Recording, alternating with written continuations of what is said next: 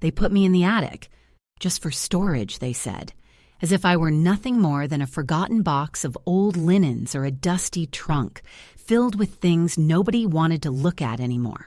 The words echoed in my mind like a cruel joke played on a woman who had spent more than 8 decades gathering memories, raising a family, and trying to be everything to everyone. I'm 81 years old now, living alone in a small rental cottage that smells faintly of pine and earth, tucked away in a quiet corner of upstate New York. But I wasn't always alone, and I certainly wasn't always stored away like some piece of forgotten furniture shoved out of sight. Once, I was the center of a bustling household, the one everyone turned to for advice, comfort, and the secret recipes that had been passed down through generations. Now, I am the woman who had to climb a narrow, creaky staircase to reach a cramped, cold attic room, where the sunlight barely filtered through a small, dusty window, and the winter wind whispered through the cracks like a ghost. That attic was my prison and my exile, a space that was never meant for a living soul, but had become my new home, my invisible corner of the world. When I first arrived there, I remember the chill that sank into my bones, the rough wooden floorboards beneath my trembling feet, and the overwhelming silence that pressed against my ears like a thick blanket. The smell of old wood and forgotten things clung to everything. The faded wallpaper peeling at the edges, the cobwebs hanging in the corners, the plastic bins piled high with clothes that no one had the heart, or perhaps the interest, to unpack. It wasn't just the physical space that felt like a cage. It was the way my presence was minimized, reduced, and relegated to this shadowy room at the very top of the house, as if I were no longer part of the family I had spent a lifetime nurturing.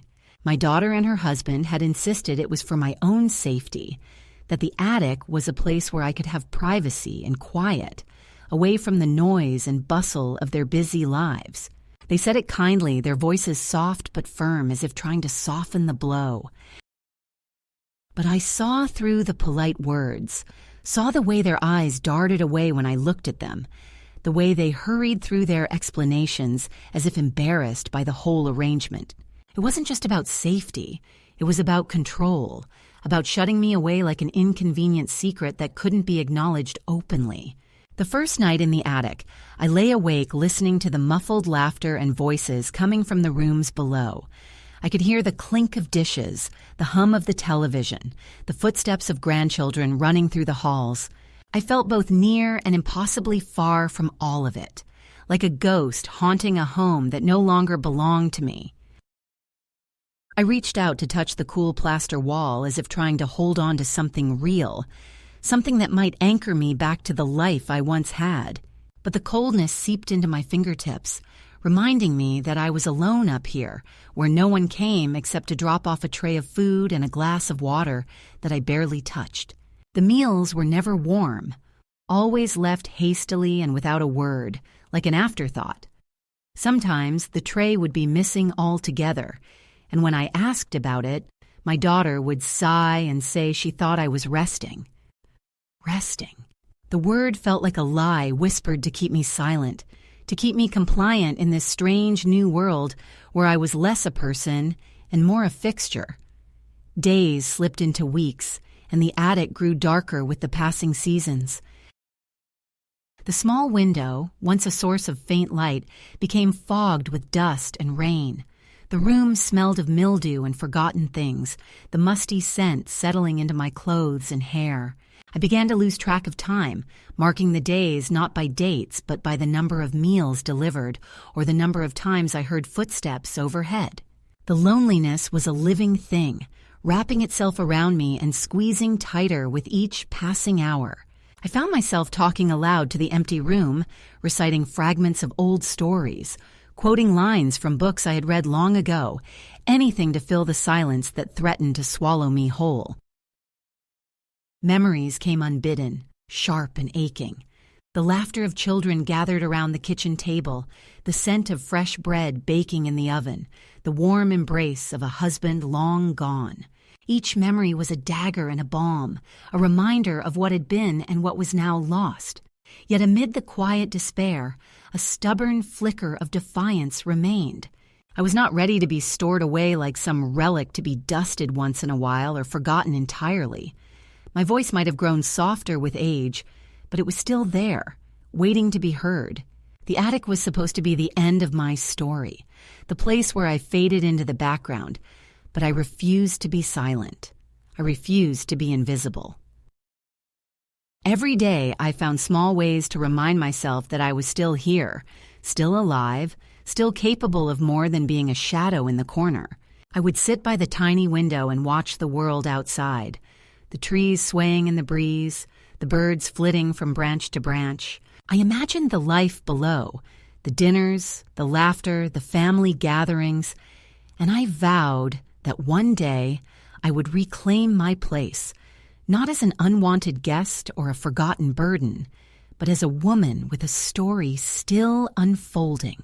The attic became a crucible, a place where pain and hope mixed in equal measure.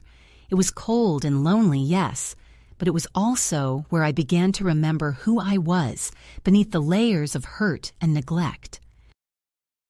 It was where I began to find the strength to say, without apology or regret, that I was not finished yet. I am not a box to be tucked away, not a problem to be managed or a burden to be hidden. I am a woman who has lived, loved, lost, and learned, and I will find my way back to the light. So here I am, in this small cottage far from the attic and the silence it held, telling you this story not just as a confession, but as a call to those who may be trapped in their own hidden spaces. You are not alone, and you are not forgotten. There is a way out, even if it seems impossible, even if it feels like you have been put away, like you are nothing more than storage. You are more. You always were. And no one can take that away from you unless you let them. After the fall, they said it was for my own good. My daughter and her husband arrived at the hospital with the kind of worried smiles that didn't quite reach their eyes, their hands busy with their phones and their whispered conversations just out of reach. They told me gently that the house wasn't safe for me anymore, that I needed help, that it was time to come live with them for a while until I healed and regained my strength. I wanted to believe them. I wanted to trust that this was about love and care, not control and exile. But as I sat in the back seat of their car, watching the familiar streets pass by with an unfamiliar coldness settling over me, I felt the first prickling of doubt that something was terribly wrong. The house they took me to was not the warm, inviting home I remembered from childhood visits or holiday dinners. It was neat, too neat, sterile almost, with walls painted in pale colors that made everything feel quieter, colder. The rooms were arranged perfectly, but they felt like a showroom, designed to impress and control rather than to live in. When they showed me the attic, I thought at first it was a joke, a place for storage, they said, a quiet spot away from the noise. But the attic was no sanctuary. It was a narrow, unfinished space with slanted ceilings that forced me to stoop, with bare wooden beams and an old skylight that leaked when it rained. It was colder than any room I had ever known, even in the dead of winter. The heat barely reached it, and the only furniture was a small bed shoved into a corner and a rickety chair that threatened to collapse under the weight of my tired body. "You'll have privacy here," my daughter told me with a smile that didn't quite reach her eyes, "and you can come down whenever you want." But the words were hollow, a thin veil over the truth that I was being put out of sight, tucked away like something inconvenient. I tried to protest, to tell them I could still manage in the main part of the house, that I wasn't a child who needed watching over every moment, but my words seemed to bounce off invisible walls. They nodded, smiled, and gently steered me upstairs, closing the door behind me with a finality that echoed louder than any slammed door ever could. At first, I told myself I could make it work. I would bring life to the attic, make it my own little world where I could read, write, and remember who I was. But the reality was harsher. The stairs creaked underfoot. The chill settled in my bones, and the silence was suffocating. The house below was alive with sounds of family, of laughter and voices, and the clinking of dishes. But I was a world away, an unwanted guest in my own life. Meals were brought up in a plastic tray with little ceremony. They were cold, sometimes forgotten, and left by the door without a word. I learned not to expect conversation or kindness, only the mechanical routine of someone checking a box. The grandchildren, who once pulled at my hand and asked me to tell stories, now passed me silently in the hallways or avoided the attic stairs altogether, as if I were contagious or invisible. I caught the way they looked down at me with confusion or pity, not understanding why the woman who used to be the center of the family was now banished to a cramped space where the light never seemed to reach. The nights were the hardest. When the house settled into sleep, the shadows in the attic stretched long and cold. I would lie awake, listening to the distant sounds of footsteps and muffled voices, imagining the warmth and life just below me. Sometimes I would press my hand to the wooden floor and feel the vibrations of laughter and music, a reminder of what I had lost and what was slowly slipping away. Days blended into one another, a monotony broken only by the rare moments when my daughter would come up to check on me, her eyes tired and her voice clipped.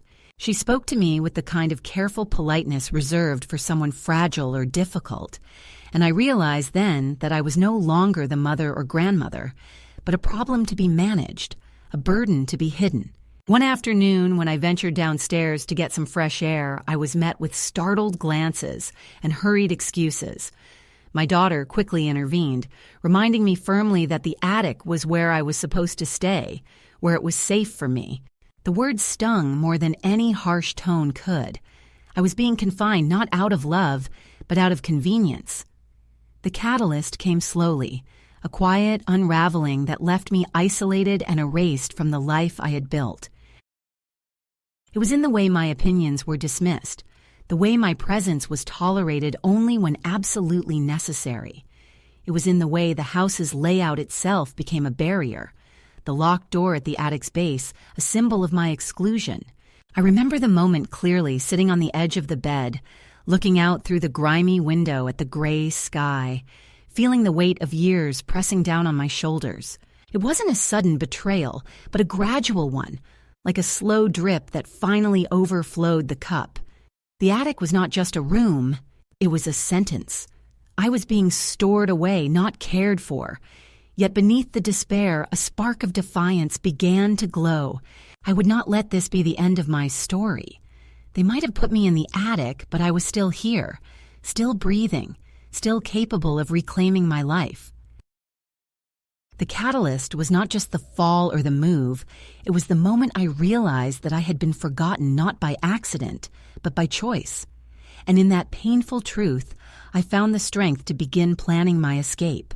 The attic room became a cage in slow motion, its walls closing in not with sudden violence, but with the quiet insistence of neglect and erasure. At first, I tried to convince myself that this was just a temporary arrangement, a pause in a longer story where I would soon rejoin the family and resume the place I had once held. But as days turned into weeks, and weeks into months, the reality set in with a steady, unforgiving weight that was harder to bear because it came without fanfare or explanation. The food trays continued to appear like clockwork, cold, mechanical deliveries left by the door, often without even a glance or a word to accompany them. The silence was not peaceful, it was oppressive, thick with the absence of human warmth. I found myself counting the hours between footsteps, the faint hum of voices drifting upward from below, the rhythm of life that I was no longer part of. The attic was not just a physical space, it was a liminal zone between being and nothingness, a place where I was simultaneously present and invisible. The staircase that led down to the house became a boundary I crossed less and less often, not because I lacked the strength or will, but because the social barriers below were just as real as the physical ones above. Family gatherings, once filled with laughter and shared stories, now became occasions I watched from afar through a cracked door or a shadowed window. The grandchildren, who once clung to my skirts and begged me to play, were carefully instructed to keep their distance, to respect the privacy that had been imposed on me. I overheard fragments of whispered conversations where my name was spoken with a mixture of pity and impatience, as if I were a problem to be solved rather than a person to be loved. The attic held all my possessions in plastic bins and worn boxes, a chaotic collection of memories and belongings that seemed to shrink in importance with each passing day. My clothes, once carefully chosen and folded, were now hastily packed and rarely changed. The mirror I found propped against a dusty wall reflected a woman I barely recognized, a shadow of herself, cloaked in the silence of neglect. The loneliness was a constant companion, a living thing that crept into every corner and filled every quiet moment. I spoke to no one but the shadows, and sometimes even they seemed to turn away. There was a strange sort of routine to the days, a repetition that numbed the senses and dulled the spirit. I would rise with the dawn, make a weak attempt at tidying the cramped space, and then sit by the small window, watching the world outside move on without me. Sometimes I imagined the lives unfolding below, the conversations around the dinner table, the games played in the living room, the quiet moments shared between family members who no longer saw me as part of their story. I clung to the few small rituals that remained, folding a newspaper, arranging a vase of wildflowers brought up by a neighbor, tracing the edges of an old photo album that sat untouched for years. Each act was a fragile thread holding me to a sense of self that threatened to unravel completely. My daughter's visits grew less frequent, her smiles more forced. When she did come, her words were clipped, her tone distant. She no longer asked how I was feeling or shared news of the family. Instead, she offered updates on the house, the grandchildren's schedules, and the repairs needed in the attic. There was a finality to her presence, as if each visit was a box checked off a list rather than a moment of connection. I noticed, too, the way her husband avoided eye contact, how he hurried through the rooms, as if eager to escape the discomfort that my existence seemed to cause. One afternoon, I mustered the courage to descend the stairs and enter the kitchen, hoping for a moment of normalcy, a shared cup of tea, or a conversation about the weather. Instead, I was met with silence and averted gazes. The air felt thick with unspoken rules and invisible walls. My presence was tolerated, but unwelcome. The grandchildren glanced quickly at me before turning away, their smiles polite but empty. The walls themselves seemed to hum with the exclusion, the absence of my voice echoing louder than any words could. I realized then that the attic was not just a place of physical isolation, but a symbol of my erasure from the family narrative. I was stored away not for safety or care, but because I was no longer seen as necessary, as valuable. The house below was a stage on which a new story was being written, one in which I had no part. The realization was devastating, but it also ignited a quiet fury within me.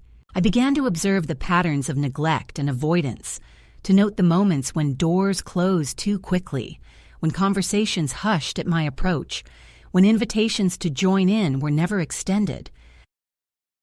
I saw the truth in the small acts of exclusion, the way the family's life carried on without me, and I understood that if I was to reclaim my place, I could not wait for an invitation. The first escalation was subtle, but relentless. It was not marked by grand gestures or confrontations, but by the steady withdrawal of presence, affection, and acknowledgement. The attic, once a symbol of temporary refuge, became a prison of invisibility. Yet in the depths of that isolation, I began to stir. I wrote in a small notebook I found tucked away in a dusty corner, filling pages with memories, dreams, and plans. The act of writing became a lifeline, a way to assert my existence against the tide of erasure. I memorized the creaks of the floorboards, the patterns of light through the window, the distant voices below. I marked time not by days, but by the rhythm of the house, and the pulse of my own determination. I began to find strength in small acts of resistance, tidying the attic on my own terms, tending to a small pot of herbs on the windowsill, stealing moments to listen to music on a battered radio. Each gesture was a reclaiming of self, a quiet rebellion against the role of forgotten storage. The first escalation was a test of endurance, a slow unraveling of belonging that forced me to confront the painful truth of invisibility. But it also set the stage for something new, a flicker of hope, a glimpse of agency, a promise that this would not be my final chapter. One evening, as the sun dipped below the horizon and painted the sky in shades of deep amber and violet, I found myself lingering by the small attic window longer than usual. The house below was settling into its nightly rhythm, the distant murmur of voices softened by walls and distance. But something inside me stirred, a quiet restlessness that I could no longer ignore. It was in that moment, with the fading light casting long shadows across the worn floorboards, that I realized I could no longer be content with the passive acceptance of my exile. The attic, once a space of resignation, now felt like a crucible for transformation.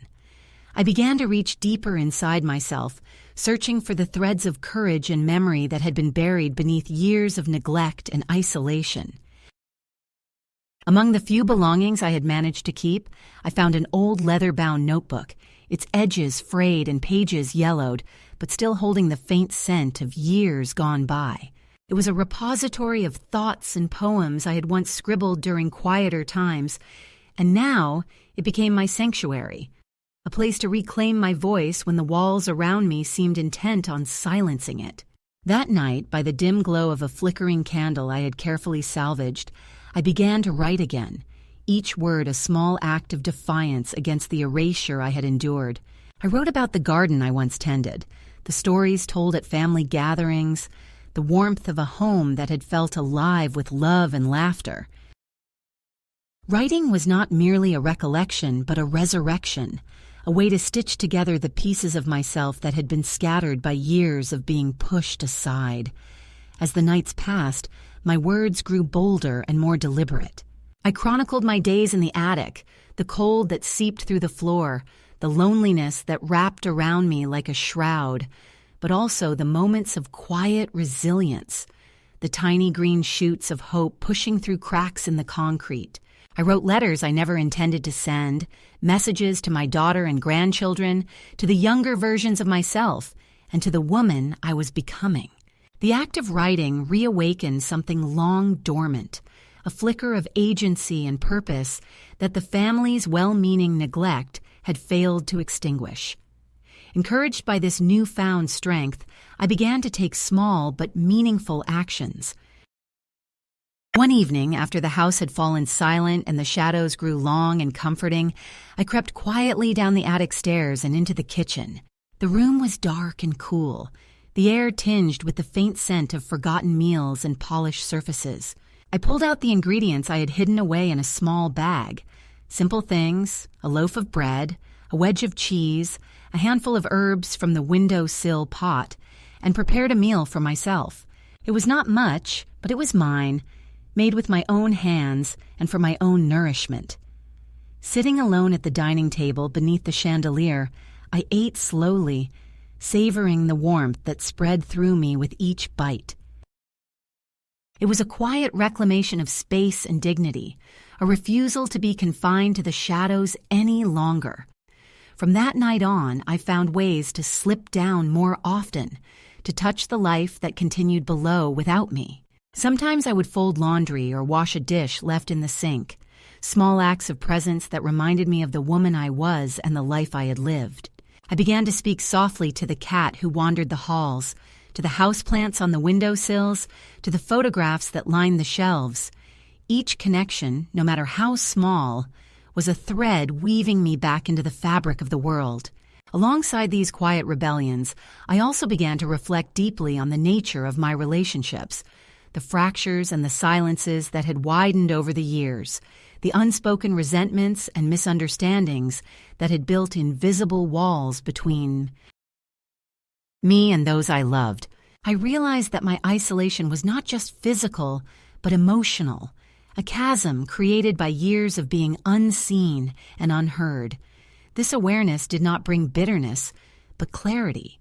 I understood that healing would require more than a change of space. It would require a reclamation of self and a redefining of what family and belonging meant to me.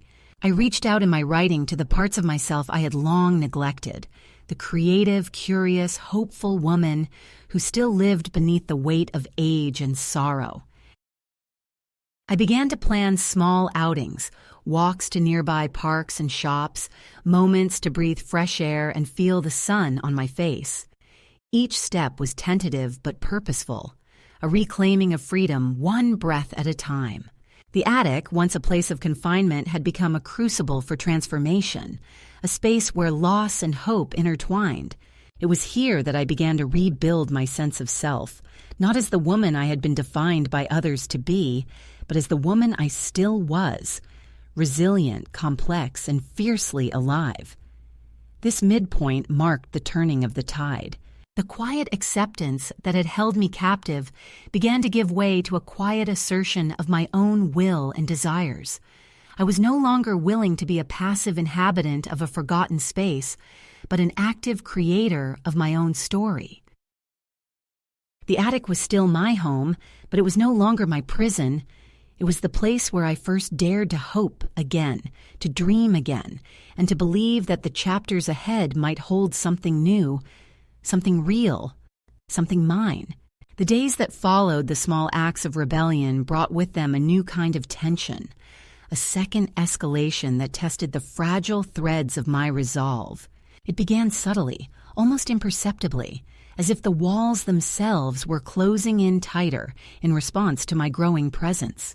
One afternoon, as I settled into a rare moment of quiet in the attic, the sudden creak of the floorboards below announced their approach before I saw them.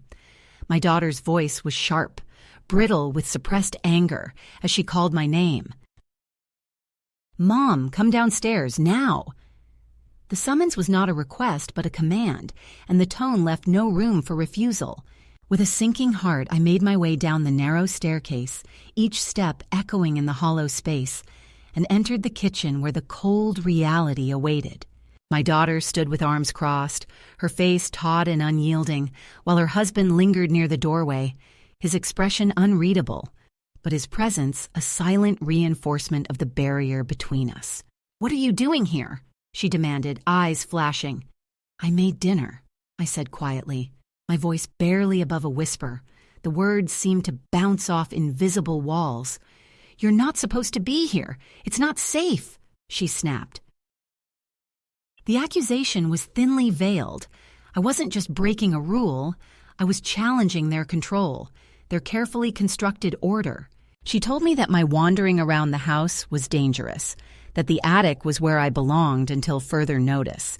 The locked door at the bottom of the stairs was not mentioned, but its significance hung heavy in the air, an unspoken boundary I had crossed. That night, the door was locked behind me. I heard the turn of the key, the click that sealed my confinement.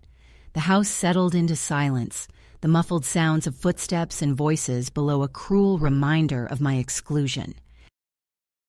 I sat on the edge of the narrow bed, clutching the small notebook that had become my lifeline, and wrote the sentence over and over, like a mantra, "I will not die in storage."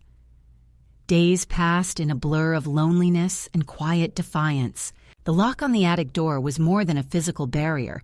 It was a symbol of the attempts to silence me, to keep me invisible and contained. But it also became a challenge, a call to resilience that I answered with small acts of resistance.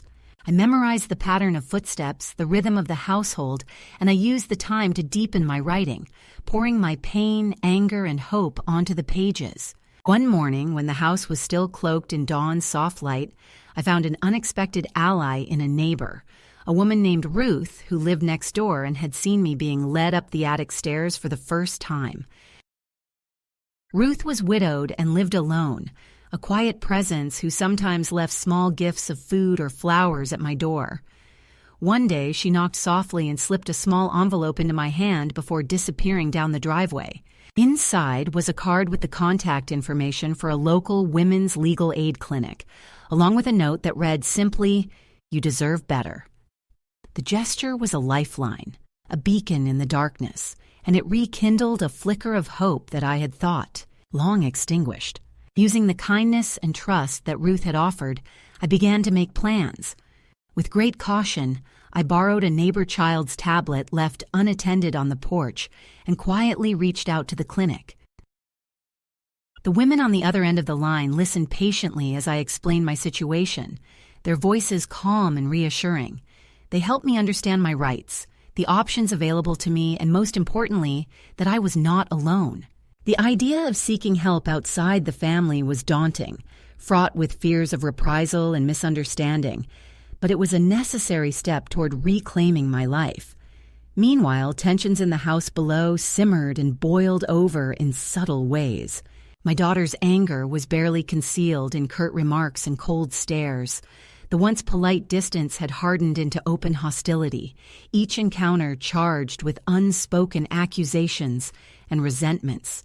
I caught glimpses of whispered conversations behind closed doors, the casting of sideways glances, and the tightening of the household's defenses against the woman who refused to be silenced. The grandchildren's visits, once tentative and sporadic, ceased altogether. The attic felt colder and smaller, the silence heavier, but my resolve grew stronger. The day of the intervention arrived quietly, without fanfare or warning. Early one morning, a knock came at the door below, firm and purposeful. I heard voices I did not recognize, the sound of keys in locks, and the creak of the attic door being opened. A volunteer from the Legal Aid Center arrived, accompanied by a local officer, their presence both reassuring and intimidating. They listened as I showed them the cramped attic space, the plastic bins filled with my belongings, the photos tucked away in a corner, and the locked door that had become a symbol of my exile. I handed them the notebook filled with my writings, the proof of my voice, my presence, my refusal to be erased. The meeting was formal, yet compassionate. The officer took notes while the volunteer assured me that I had the right to live with dignity and safety, not in confinement or neglect. The decision was made swiftly, and arrangements began for me to move out of the attic and into a safer, more respectful environment. As I packed the few belongings I had managed to keep close, I felt a mixture of relief and sadness. The attic had been both prison and crucible, a place of loss and rebirth, but now it was time to step into a new chapter, one where I could breathe freely again.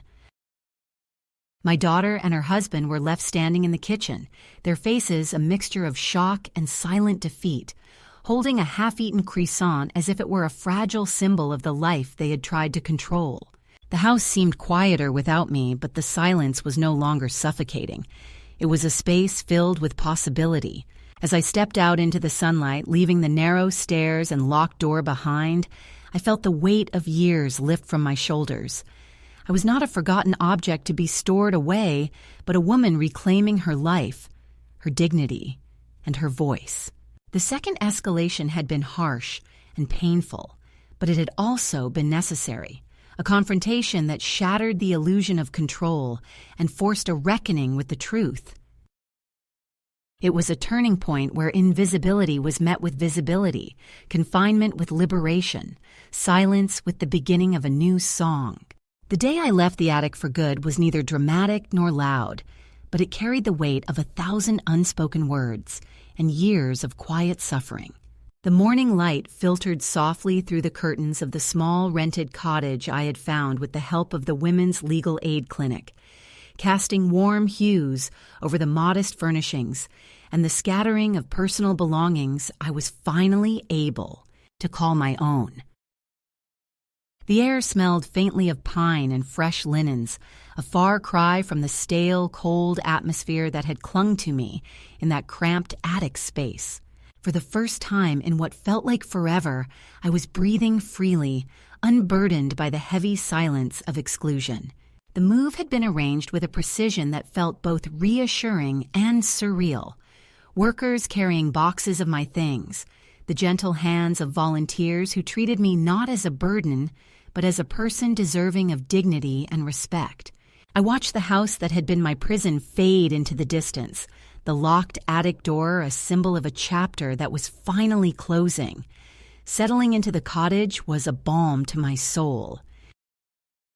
There were no towering ceilings or narrow staircases, only a small kitchen where I could prepare meals at my own pace, and a cozy living room where the sunlight streamed through wide windows, filling every corner with light. I placed a worn wooden chair by the window and sat there often, sipping tea and letting the quiet settle around me like a warm embrace. I found a small herb garden outside, which became my sanctuary. Tending to the soil, watching the green shoots grow, I felt the earth grounding me, rooting me to a life that was mine alone. It was here, in this gentle space of renewal, that I truly began to reclaim my identity. Not as a shadow of my former self, but as a woman still vibrant, still capable of joy and connection.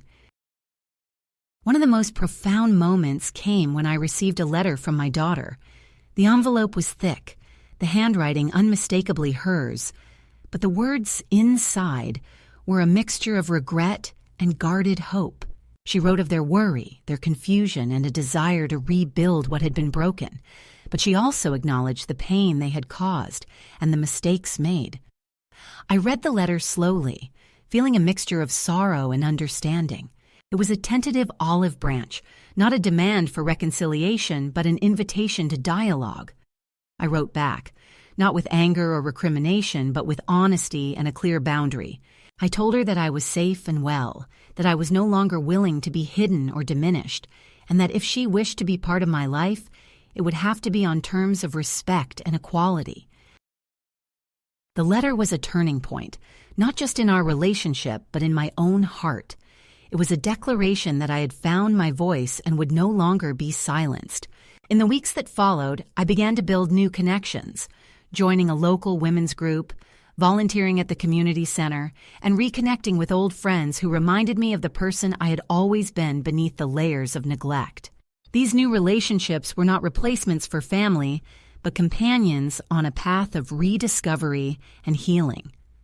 One afternoon, as I sat knitting on my porch, a soft knock came at the door. It was Ruth, the neighbor who had been my quiet ally through the darkest days. She brought with her a small gift, a hand-painted birdhouse, simple and charming. "For you," she said with a smile, "to remind you that even in small spaces, life finds a way." That birdhouse became a symbol of my journey, a testament to resilience and renewal. I placed it carefully on the windowsill where the morning sun would greet it each day. The final act of reclaiming my dignity came in the form of a letter I wrote to the legal aid clinic, and more pointedly, to my daughter's lawyer. In calm, measured words, I stated my boundaries clearly. I was of sound mind, living in a safe environment and not under duress. I requested that any further contact be respectful and limited, warning that harassment would be met with legal action.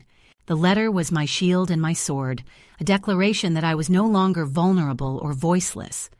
There was no need for grand gestures or dramatic confrontations. The power lay in my quiet certainty, my refusal to be diminished any longer. That night, as I sat by the window watching the stars emerge in the deepening sky, I felt a profound sense of peace. The journey had been painful and arduous, marked by moments of despair and isolation, but it had also been a testament to the strength that resides in the human spirit. I was not a victim, but a survivor. Not a shadow, but a light. The attic was behind me now, a memory and a lesson. Ahead lay a life of my choosing, modest, yes, but filled with dignity, connection, and hope. I was finally free. The quiet morning light filtered gently through the curtains of my small cottage, casting soft patterns on the wooden floor and filling the room with a peaceful glow I hadn't known in years. Sitting by the window, I held a cup of tea, its warmth a comforting presence between my hands, grounding me in a moment that felt both new and deeply familiar. The journey that had brought me here, from the cold, cramped attic where I was stored away like forgotten belongings to this modest space that I could finally call my own, was a long and winding one, marked by loss, resilience, and the slow, steady reclaiming of my identity. As I watched the world outside, the gentle sway of the trees, the distant hum of life moving forward, I reflected on how far I had come. I was no longer the woman confined to shadows or silenced by the neglect of those who should have loved me most. I had stepped out of the storage room of my life and into a space where I could breathe freely, make choices, and find joy in the simple rhythms of each day. The phone on the table remained silent much of the time, a deliberate choice I made to protect the fragile peace I was building. I had learned that connection did not always mean closeness, and sometimes distance was necessary to heal. Yet despite the silence, I was not alone. New friendships had blossomed, neighbors who greeted me with genuine smiles, women at the community center who shared stories of survival and strength, and the quiet presence of Ruth, whose small acts of kindness reminded me daily that compassion still existed in the world. One afternoon, as I prepared a simple meal in my own kitchen, a space that smelled of fresh herbs and warm bread, I found myself humming a tune I hadn't heard in decades, a melody tied to memories of family gatherings and laughter long past. It was in these moments, surrounded by the ordinary comforts of home, that I realized healing was not about forgetting the pain, but embracing the full spectrum of experience, the sorrow and the joy, the loss, and the new beginnings. The letters I had exchanged, the conversations I cautiously reopened, were part of this process. My relationship with my daughter remained tentative, marked by both distance and the hope for understanding. I had set boundaries firm as stone, not out of bitterness, but out of self-respect. It was clear that love could not flourish where control and neglect had taken root, and so I chose to protect my peace above all. My grandchildren were a bittersweet part of this story. Some still remembered me with warmth. Others were distant, caught between loyalties and the shifting sands of family dynamics. I accepted this with a quiet grace, understanding that relationships, like gardens, needed time and care to grow, and some wounds healed slowly, if at all. Yet the true gift of this new chapter was the rediscovery of myself, not as a caregiver or a shadow cast by others' expectations, but as a woman with her own dreams, desires, and voice. I began to explore interests long set aside, reading novels I loved, tending my small garden, attending local events that brought laughter and learning into my days. Each small step was a reclaiming of agency, a gentle defiance against the invisibility I had once endured. One evening, as the sun set in a blaze of colors that painted the sky, I sat on the porch wrapped in a shawl, the cool air filled with the scent of wood smoke and blooming flowers. A neighbor stopped by, bringing a basket of freshly picked apples, and we shared stories and quiet companionship. In that moment, I felt the profound truth that life, in all its unpredictable beauty, continued to unfold. The attic, the storage room of my past, was now a distant memory, one that no longer held power over me. I kept a small memento from that time, a worn notebook filled with poems and reflections, tucked safely away, not as a symbol of suffering, but as a testament to survival and strength. To any woman who might find herself hidden away, forgotten, or dismissed, I would say this: you are not storage. You are not a shadow to be cast aside or a problem to be managed. You are a whole person, worthy of respect, love, and dignity. It is never too late to reclaim your story, to step out of the silence, and to build a life that is truly your own. Your voice matters, your presence matters, and your life, no matter how hidden or diminished it may feel, is a powerful, beautiful thing. If this story reaches you at the right moment, know that you are not alone. There is strength in your story, and there is hope in the quiet courage it takes to choose yourself. And when you do, when you step out from the shadows and into your own light, come back and tell me. I will be here, listening, believing, and celebrating the life you are building. Because in that sharing, in that connection, we find not just healing, but a community of women who refuse to be forgotten. I did not expect that life after the attic would be so quiet, nor that quiet could feel so alive. It has been 9 months since I turned the key on that cramped, shadowed room for the last time, and yet sometimes, when the wind slides beneath the door in my little cottage, I feel the ghost of that chill crawl up my spine. The past does not vanish. It lingers in textures and scents, in the way light falls through a window, in the shape of a silence. But I have learned not to fear it.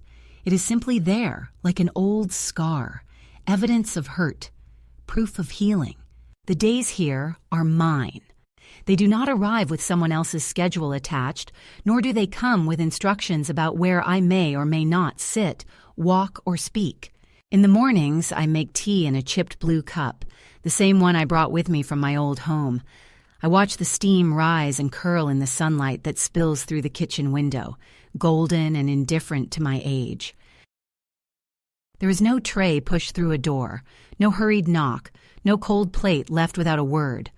I make my own breakfast, warm and deliberate, and I eat it at my own table, in my own time.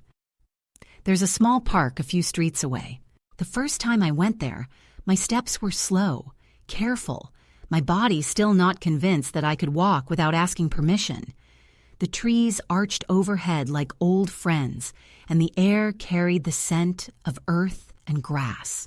I sat on a bench and felt the weight of the attic begin to dissolve, piece by piece with each deep breath. Now I go there often, sometimes with a book, sometimes with nothing but my thoughts. I have started to recognize faces, neighbors walking dogs, children playing, an older man who feeds the pigeons every afternoon. We nod at each other now, tiny acknowledgments that I am, at last, part of the world again. Ruth visits twice a week. She brings flowers in jam jars or a slice of pie wrapped in wax paper. We sit on the porch and talk about small things, the weather, her garden, the news. Sometimes she asks about the attic, about those months I spent hidden away. I tell her pieces, but never all at once. I am careful with the telling, not because I am ashamed, but because I know each part of that story is heavy. Too much at once could sink even a strong listener. Still, she hears enough to understand, and when she reaches over to pat my hand, I feel the kind of comfort that no locked room could ever take away from me. The letters from my daughter arrive irregularly. Some are long, full of attempts at explanation and apologies that skirt the deepest truths. Others are brief, more like postcards than letters, signed with love but edged with distance. I answer them when I can, but not out of duty. I write only when I have something real to say. I tell her about my garden, the herbs on the windowsill, the way the robins sing in the morning. I do not revisit the attic in those letters. I think she knows it is still between us, waiting for the day we can face it fully. That day may never come. I have learned to accept that healing does not always mean reconciliation. Sometimes it simply means you can live without the wound bleeding every time you remember. The garden behind my cottage is small but stubbornly alive. Lavender grows in the corner, and in the center I planted tomatoes, though I am late in the season. Watching the first green fruit swell on the vine gave me a satisfaction I cannot explain, except to say that after being treated like a thing stored away, I take joy in coaxing life from the soil. The neighbors sometimes pass by and lean on the fence asking about my plants. These are casual conversations, but to me they feel like milestones. For so long, no one asked me about anything except whether I had eaten, whether I had taken my pills, whether I would be good and stay where I was told. Now, people ask me about the weather, the birds, my opinions on the best way to keep squirrels out of the tomatoes. It is ordinary. It is wonderful. Inside the cottage, I have made space for things that matter. On the small bookshelf by the window sits my notebook from the attic, its pages filled with cramped handwriting. I have not read it cover to cover. I keep it as it is, like a time capsule. When I do open it, I read just enough to remind myself of the voice I found there, the voice I thought I had lost. I write new pages now, not out of desperation, but out of habit. They are about the smell of fresh bread, the sound of rain on the roof, the way sunlight warms my hands when I knit in the afternoon. These pages are not a record of survival, but a testament to living. Sometimes at night, I still hear echoes. In my dreams, I climb the narrow stairs to the attic, feel the sagging boards under my feet, smell the dust and cold. In those dreams, I open the window, but instead of looking out at rooftops and distant trees, I see my cottage, my garden, Ruth sitting on the porch with tea. I wake with the lingering sensation that I have traveled a great distance in my sleep, but I am never disoriented. I know exactly where I am. I am home. There is a part of me that wonders how my life would have been if I had stayed silent. If I had accepted the attic as my final room, I might have faded there, quietly, my world shrinking to the size of a single window and a tray of cold food. But the truth is, the attic was both the place of my greatest loss and the spark of my return.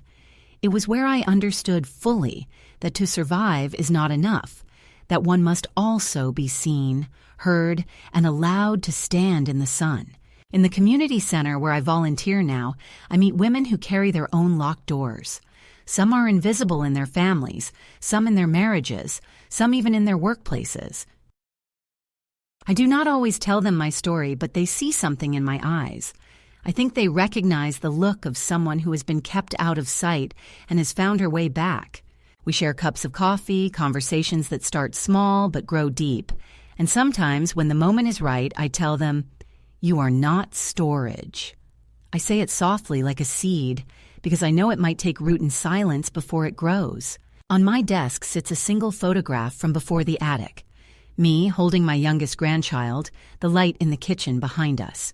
I keep it not to mourn what was lost, but to remind myself that love once lived there, and maybe, in different form, it can live again. I do not force it. I let it be what it is. Every morning when I open the curtains, I feel the same quiet astonishment. This is mine. The light, the air, the day ahead, it belongs to me. No one can take that without my consent, and I will never give it again. I have walked through the narrowest of rooms, climbed down the steepest of stairs, and now I stand on open ground. And when I look out at the world, I know I am exactly where I am meant to be.